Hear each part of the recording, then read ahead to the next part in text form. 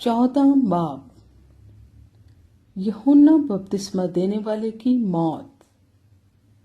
اس وقت چوتھائی ملک حاکم ہیرودیس نے یسوع کی شہرت سنی اور اپنے خادموں سے کہا کہ یہ یوحنا بپتسمہ دینے والا ہے، وہ مردوں میں سے جی اٹھا ہے، اس لیے اس سے یہ معجزے ظاہر ہوتے ہیں۔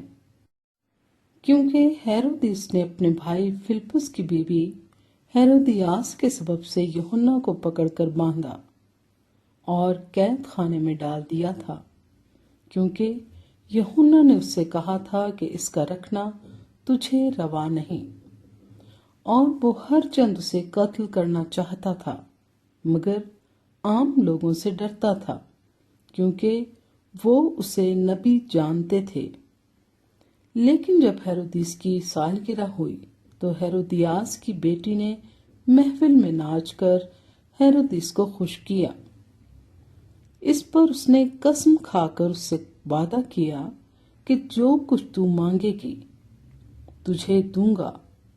اس نے اپنی ماں کے سکھانے سے کہا، مجھے یوحنا بپتسمہ دینے والے کا سر تھال میں یہی منگوا دے۔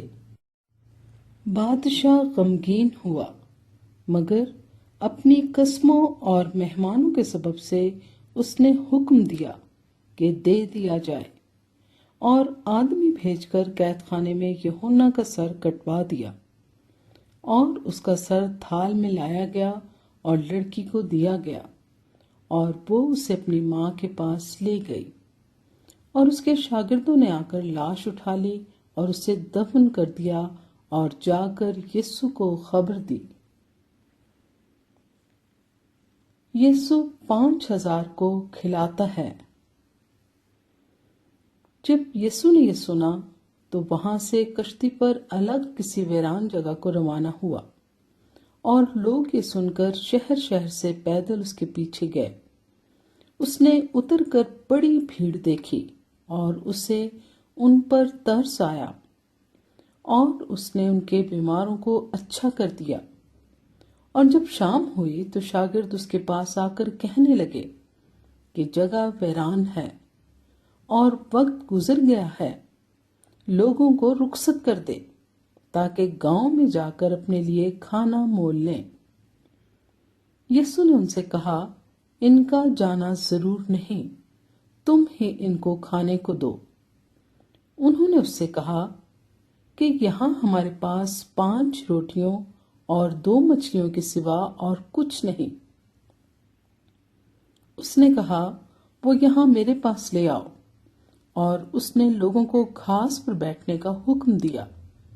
پھر اس نے وہ 5 روٹیاں اور 2 مچھلیاں لیں، اور آسمان کی طرف دیکھ کر برکت دی، اور روٹیاں توڑ کر شاگردوں کو دیں، اور شاگردوں نے لوگوں کو، اور سب کھا کر سیر ہو گئے۔ اور انہوں نے بچے ہوئے ٹکڑوں سے بھری ہوئی 12 ٹوکریاں اٹھائیں، اور کھانے والے عورتوں اور بچوں کے سوا 5000 مرد کے قریب تھے۔ یسوع جھیل پانی پر چلتا ہے،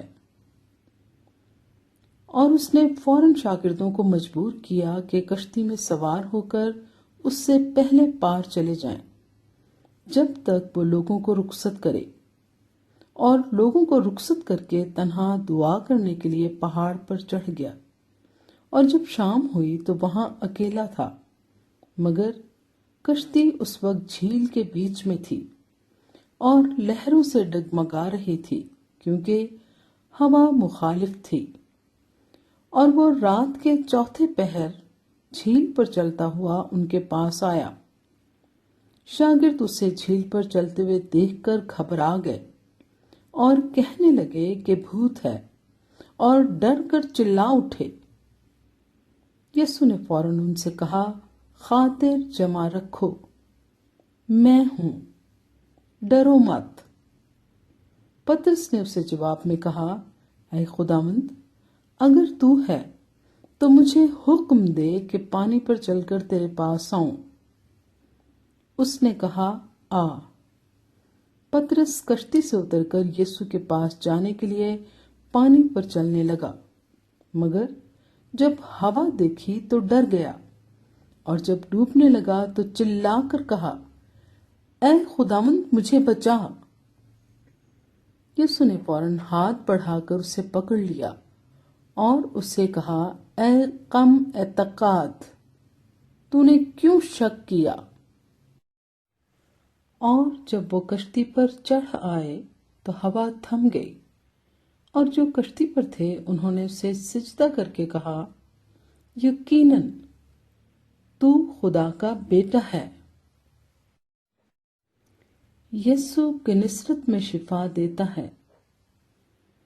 वो पार जाकर गन्नेसरत के इलाके में पहुंचे और वहां के लोगों ने उसे पहचान कर उस सारे गिरदोनवा में खबर भेजी और सब बीमारों को उसके पास लाए और वो उसकी मिन्नत करने लगे कि उसकी पोशाक का किनारा ही छू लें, और जितनों ने छुआ वो अच्छे हो गए।